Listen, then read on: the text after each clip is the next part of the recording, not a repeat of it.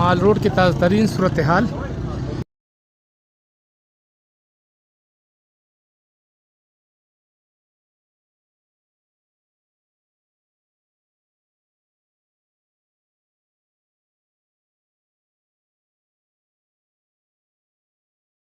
तो आप देख सकते हैं बिल्कुल ट्रैफिक रवा दवा है। लोग भी घूम फिर रहे हैं, सयाह काफ़ी तादाद में आए हुए हैं।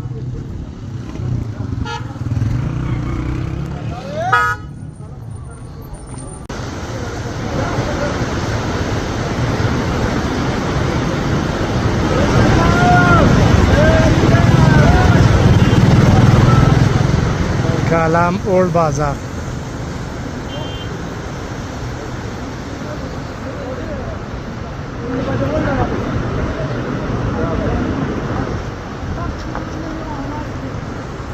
आप देख सकते हैं कि क्या सूरत हाल है, किस तरह ये गाड़ियाँ जो है ना वो क्रॉस करते हैं, कोई सब्र नहीं करता। अभी